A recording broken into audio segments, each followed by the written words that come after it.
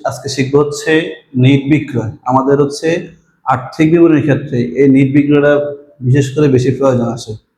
কারণ আর্থিক বিবরণীর প্রথম স্টেপটা হচ্ছে কি, বিষয় বিবরণীর প্রথম স্টেপটা হচ্ছে নিট বিক্রয়। তাহলে এখন আমরা আজকে শিখবো নিট বিক্রয় কিভাবে নির্ণয় করতে হয়। সাধারণত নিট বিক্রয় একবারে সহজ, তারপর আমরা আজকে দেখা দিচ্ছি নিট বিক্রয় কিভাবে নির্ণয় করবেন।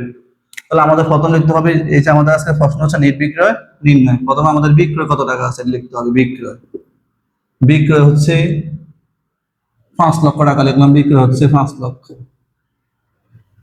তারপর হচ্ছে কি বিক্রয় ফেরত অথবা আন্ত ফেরত। এই বিক্রয় ফেরতটা বিক্রয় থেকে বাদ যাবে, লিখলাম বিয়োগ বিক্রয় ফেরত। বিক্রয় ফেরত 1000 টাকা, থাকে 4,99,000 টাকা। এরপর হচ্ছে কি আছে, বিক্রয় বার্তা 2000 টাকা, লিখলাম বিয়োগ বিক্রয় বার্তা।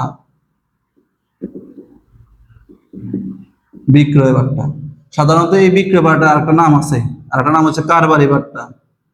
কারবারি কারবারি বার্তা। বিক্রয় বার্তা যেহেতু বিক্রয় ক্রেডিট, কি বলছি, যেহেতু বিক্রয় ক্রেডিট, তাহলে বুঝতে হবে কারবারি বার্তা হবে যেটা ডেবিট বার্তা। কারবারি বার্তা লেখা থাকবে যেটা ডেবিট, সেটা হচ্ছে বিক্রয় বার্তা। তাহলে বিক্রয় বার্তা অথবা কারবারি বার্তা যদি ডেবিট দিকে থাকে তাহলে বুঝতে হবে কি এটা হচ্ছে আমাদের বিক্রয় বার্তা। আর যদি কারবারি বার্তা ক্রেডিট দিকে হয় তাহলে বুঝতে পারবে ক্রয় বার্তা। তাহলে বিক্রয় বার্তা অথবা কারবারি বার্তা যেটা ডেবিট, ওই টাকাটা বাদ দিবেন, কত আছে 2000 টাকা, থাকে হচ্ছে 4,97,000 টাকা।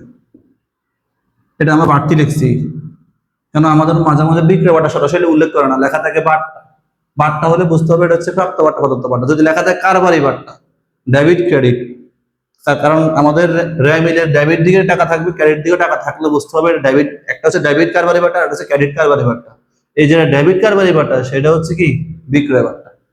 এরপর আমাদের রেমিল শেষ। এরপর আমাদের জন্য সমন্বয়, একটা সমন্বয় থাকে বেশিরভাগ ক্ষেত্রে। বিক্রয় ক্ষেত্রে কি হয়, ধারে বিক্রয় বা অলিখিত বিক্রয়। এই যে ধারে বিক্রয় 3000 টাকা হিসাবভুক্ত হয়নি, হয়নি মানে হচ্ছে অলিখিত বিক্রয়। তো লিখতে হবে বিয়োগ অলিখিত বিক্রয়।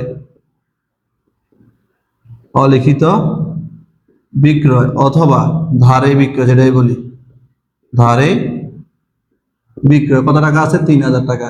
এই অলিখিত বিক্রয় ধারে বিক্রয় বিয়োগ না, সরি যোগ হবে। কি হবে, সবসময় অলিখিত অথবা ধারে বিক্রয় যোগ হবে।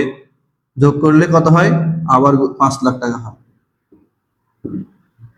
এটা হচ্ছে আমাদের কি নিট বিক্রয়। এখন এটা হচ্ছে নর্মাল আমাদের বিক্রয়টা বার করছে। মাঝে মাঝে আমাদের রেমিলের মধ্যে ব্যাট সহকারে লেখা থাকে। আবার যদি এখানে ধরি 15% ব্যাট সহ লেখা আছে, বিক্রয়টা কি বলছে, বিক্রয় 5 লক্ষ টাকা 15% ব্যাট সহকারে, 15% ব্যাট সহকারে। তো ব্যাট সহ যদি বলে দেয়, ধরেন আমাদের উদ্দীপকে মানে মেইন রেমিলে লেখা আছে বিক্রয় 5 লক্ষ টাকা, ব্যাকেটে লেখা আছে 15% ব্যাট সহকারে। তাহলে আমাদের কি করতে হবে, আগে টোটাল বিক্রয়টা বাড়ি করতে হবে। যতগুলো ব্যাট বাদে যতগুলো যোগ বিয়োগ করা যায় সমন্বয় আছে বিক্রয়ের সাথে, সকল কিছু যোগ বিয়োগ করার পরে অবশিষ্ট যে টাকাটা থাকবে, এই যে 5 লক্ষ টাকা, এটা অবশিষ্ট টাকা, এই টাকা থেকে কি করতে হবে, ব্যাটটা বাদ দিতে হবে, বিয়োগ ভ্যাট। বিয়োগ কি ব্যাট। এখন ব্যাটটা কিভাবে ধার্য করবেন, ওই সেম এখানে যে সকল কিছু যোগ বিয়োগ করার পরে, ব্যাট বাদে সকল কিছু যোগ বিয়োগ করার পরে যে টাকাটা অবশিষ্ট থাকবে, এখানে আছে কত 5 লক্ষ টাকা, দেখলাম 5 লক্ষ ইন্টু, যেহেতু বলছে 15% ব্যাট, সাধারণত মূল্য সংযোজক কর ক্রয় বলেন বিক্রয় বলেন, এখানে আমাদের 15% বাংলাদেশের আইন অনুযায়ী। তো লিখলাম হচ্ছে 15/115। তাহলে আমাদের এখানে যে টাকাটা হবে এটাই হচ্ছে আমাদের ব্যাট। বাড়ি করে দেখি কত হয়। আমাদের টাকা হচ্ছে 65,217 টাকা। এখানে ব্যাট বাইরে হচ্ছে 65,217 টাকা বাইরে হয়। এটা হচ্ছে আমাদের কি বিক্রয় ব্যাট।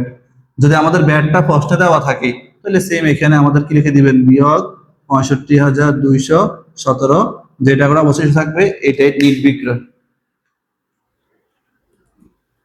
থাকে হচ্ছে 4,34,783, 4,34,783 টাকা। এটাই আমাদের কি নিট বিক্রয়। এই টাকাটাই আমাদের নিট বিক্রয়।